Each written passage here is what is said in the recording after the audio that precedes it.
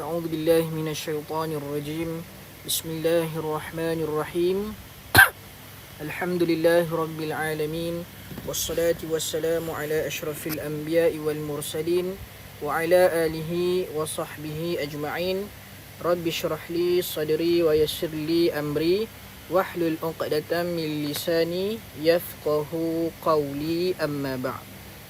Baik, untuk subjek pelajaran akhlak pada hari ini, kita akan masuk tajuk yang baru, iaitu pelajaran yang ketujuh. Pelajaran yang ketujuh iaitu tentang tajuk malu. Tentang tajuk malu. Baik, minggu lepas kita cuti hari Isnin. Jadi kita dah terlepas satu kelas lagi. Ya, akhlak kita dah macam agak lewat. Tapi tak apalah, kita akan cuba habiskan juga. Baik, jadi hari ini adalah kita akan belajar tentang tajuk malu, iaitu pelajaran yang ketujuh. Tengok skrin. Pelajaran ketujuh, malu. Di akhir pembelajaran, ya, tengok kotak warna kuning, murid dapat yang pertama menyebutkan pengertian malu. Jadi pertama kita akan belajar tentang apa yang dimaksudkan dengan malu. Kemudian yang kedua, menyebutkan bahagian malu. Menyebutkan bahagian malu. Malu ni ada beberapa bahagian. Apakah dia? Kita akan belajar nanti. Yang ketiga, membaca dan menghafal dalil malu. Kita akan baca dan juga kita akan hafal dalil malu. Yang keempat, menyatakan fadilat malu. Kelebihan orang yang bersifat dengan sifat malu. Dan yang kelima, kita akan menyenaraikan akibat tidak malu, iaitu apakah kesan buruk bagi orang yang tak malu. Baik. Jadi kita akan baca dulu pengertian malu. Apa yang kita nak belajar? Apa yang dimaksudkan dengan malu yang kita nak belajar pada hari ini? Baik, buka muka surat 32. Kita tengok. Baca dan faham. Pengertian malu.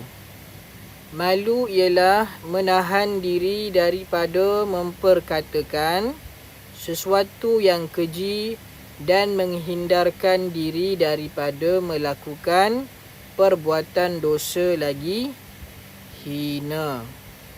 Baik, jadi rupa-rupanya malu dekat sini bukan bermaksud malu nak pergi depan, malu nak bercakap dekat depan, malu nak jawab soalan. Bukan itu. Itu malu lain.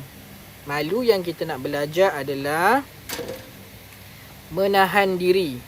Ya, tahan diri kita daripada menyebut sesuatu yang keji, mengeluarkan perkataan-perkataan yang buruk, dan menghindarkan diri, iaitu menjauhkan diri daripada buat perbuatan dosa lagi hina. Kan orang ramai orang sekarang dia buat dosa depan orang ramai. Orang sekarang ramai tak malu. Dia buat dosa, dia cakap perkara yang buruk, ataupun dia buat dosa dalam keadaan dia buat dosa tersebut depan orang ramai. Ini adalah orang yang tak malu. Sebab kita manusia memang tak terlepas daripada dosa. Tapi kita tak buat dosa depan orang ramai. Ini depan-depan orang kita mencarut. Depan-depan orang kita menyebut perkataan yang buruk.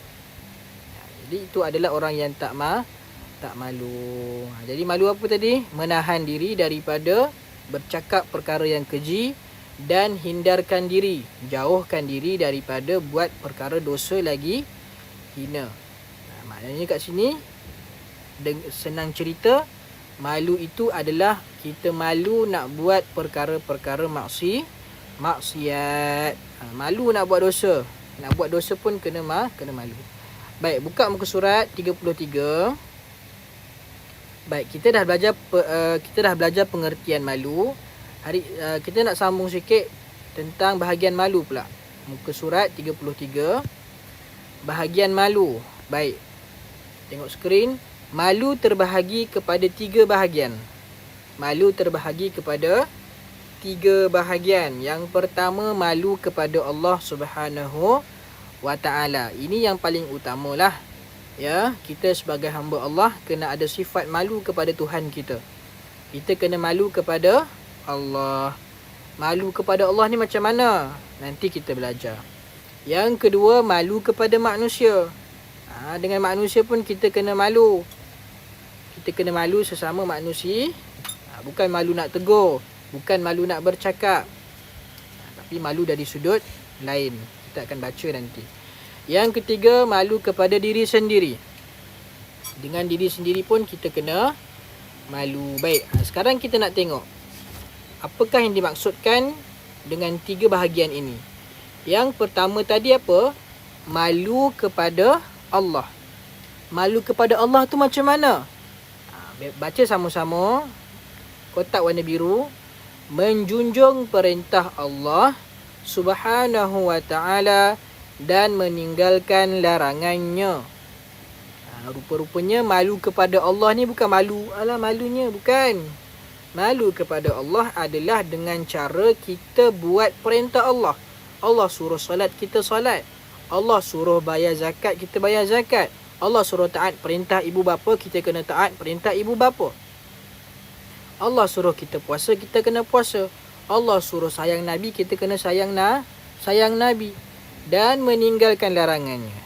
Dan juga kita tinggalkan larangan Allah Subhanahu Wa Ta'ala. Allah larang kita menipu. Jangan kita menipu.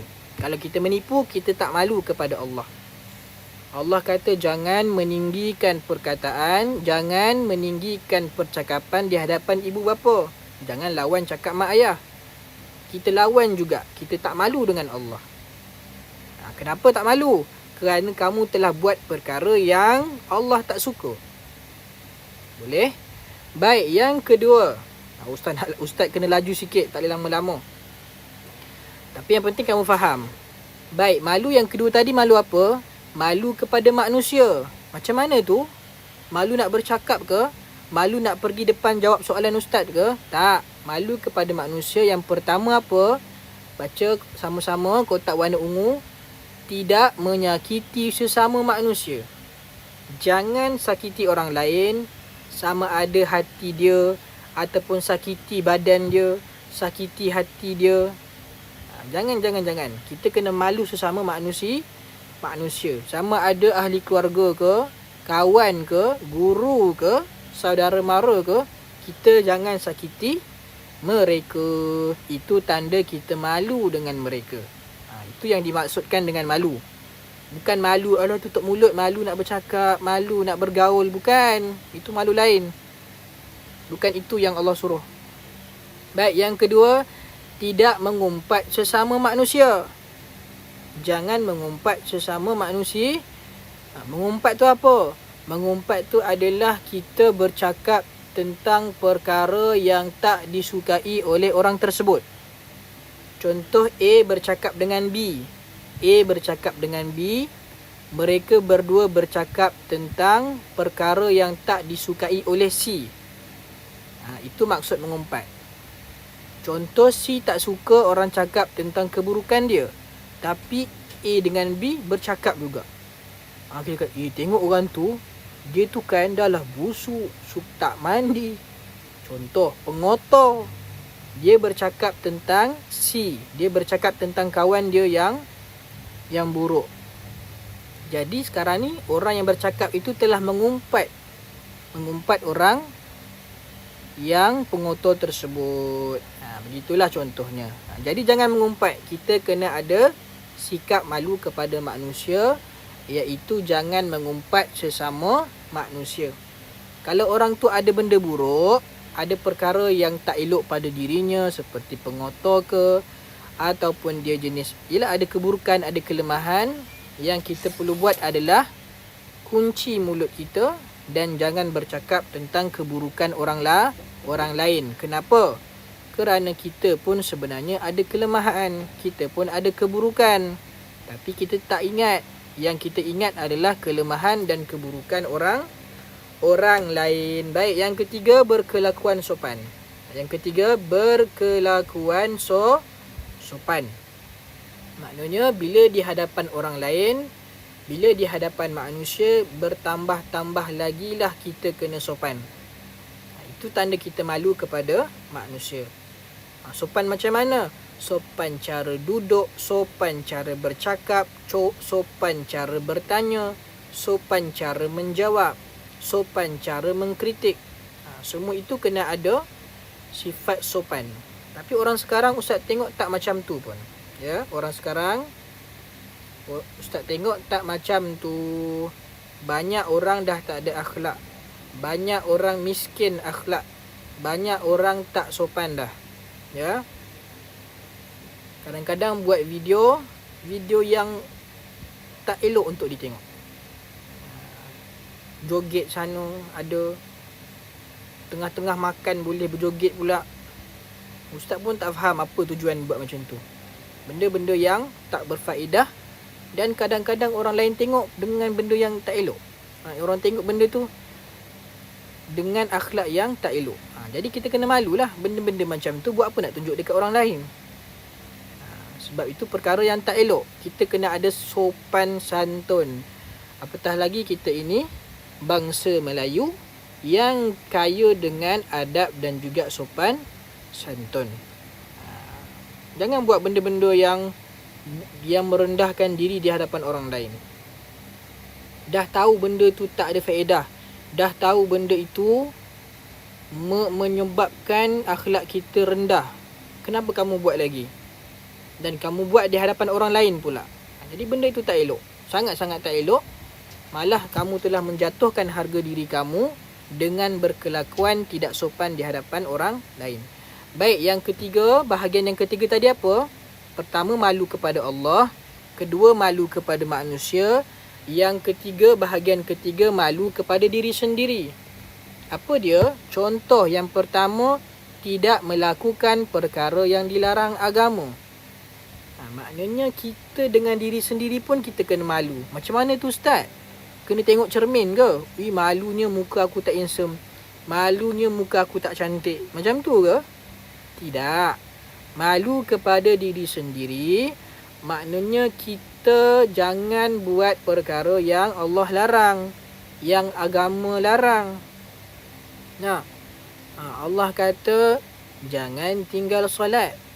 Jangan tinggal solat. Lalu kita pun sentiasa mengerjakan solat. Kenapa? Kerana kita malu dengan diri sendiri. Kita malu kalau kita tak solat. Kita tengok cermin, inilah muka orang yang tak solat, iaitu muka kita dalam cermin tu. Jadi sekali-sekala tengok cermin. Tengok, inilah muka orang yang tak solat. Inilah muka orang yang suka menipu. Supaya apa? Supaya kita malu nak buat perkara yang tak elok. Jangan macam tu. Jadi bukan biasakan diri. Kena suruh diri buat perkara-perkara yang Allah suruh. Baik, yang kedua, menjaga maruah diri. Ini pun sama macam tadilah. Ya, kita kena ada malu diri sendiri, iaitu menjaga maruah diri. Setiap orang ada maruah dia, ada harga diri dia. Jadi jangan jatuhkan, jangan murahkan, jangan rendahkan maruah kamu dengan kamu buat perkara-perkara yang tak berfaedah, yang menyebabkan harga diri kamu jatuh di hadapan orang lain. Ya, buat video joget-joget, buat apa lagi? Tengah-tengah makan boleh gerak-gerak tangan lah. Ustaz tengok satu video yang teruk, Ustaz ada tengok satu video hari tu. Macam tu lah, tiba-tiba tengah-tengah makan boleh berjoget pula. Benda yang tak elok. Makan-makan lah, kenapa nak berjoget pula? Jadi dia telah merendahkan maruah dia. Dia nak orang tengok dia buat perkara tersebut. Dia buat video, dia post. Ini adalah contoh-contoh manusia yang tidak menjaga maruah diri. Kita kena ada sifat sopan. Tengah makan pun kena sopan. Ya. Baik. Jadi jangan biasakan diri buat video berjoget, terutama yang perempuan. Ustaz tahu ada yang suka buat macam tu. Ya, memang umur kamu ni umur yang dah mula nak buat video berjoget, video comel-comel, jangan. Kerana itu menyebabkan harga diri kamu jatuh dan kamu telah murahkan diri kamu dengan perkara tersebut. Jangan buat macam tu. Allah tak bagi. Perempuan kena ada sifat malu yang sangat tinggi. Kita kan tengah belajar tentang malu. Jadi terutamanya untuk perempuan lah. Perempuan, lelaki pun kena malu. Apatah lagi perempuan lebih-lebih lagi lah kena malu. Ya. Baik, yang ketiga, sebab apa? Sebab perhiasan paling mahal bagi seorang perempuan adalah malu. Bukannya perhiasan paling mahal tu rantai, bukan perhiasan paling mahal tu gelang, bukan perhiasan paling mahal tu cincin. Perhiasan paling mahal bagi seorang wanita adalah sifat malu. Baik. Okey, sekarang nombor 3 nak habiskan. Mendekatkan diri kepada Allah Subhanahu wa Ta'ala. Jadi di antara cara kita malu kepada diri sendiri adalah dekatkan diri kepada Allah. Dekatkan diri kepada Allah. Memperbanyakkan zikir contohnya, memperbanyakkan selawat contohnya, memperbanyakkan baca Quran, solat sunat. Kenapa macam tu? Kerana kita malu. Kita malu kalau kita jauh daripada Allah. Jadi kita nak dekatkan diri kepada Allah dengan cara buat perkara-perkara yang sunat. Apatah lagi wajib tak boleh kita tinggalkan. Boleh faham? Baik, habis. Jadi pada hari ini kita telah belajar banyak. Yang pertama kita belajar tentang maksud malu. Boleh tengok balik muka surat 32. Kemudian kita belajar tentang bahagian malu. Bahagian malu ada 3. Apa tadi? Malu kepada Allah, malu kepada manusia, malu kepada diri sendiri. Kemudian kita tengok pula malu kepada Allah tu macam mana, malu kepada manusia tu macam mana, malu kepada diri sendiri tu macam mana. Boleh? Jadi pada minggu hadapan insya-Allah, ya, kelas pada minggu hadapan ke cuti. Ustaz tak ingat. Tapi kelas yang seterusnya kita akan baca pula tentang dalil sifat malu dan juga fadilat sifat malu. Dan kalau sempat kita akan baca juga tentang akibat tidak malu. Baik. Jadi tolong duduk di rumah baca balik yang kita belajar ni. Baca dan juga ingat. Ya, baca dan ingat. Okey. Nanti buka sekolah, kalau ada masa ustaz akan tanyalah apa yang kamu belajar dekat rumah selama ni. Baik, jadi ustaz akhiri dengan lafaz Assalamualaikum warahmatullahi wabarakatuh.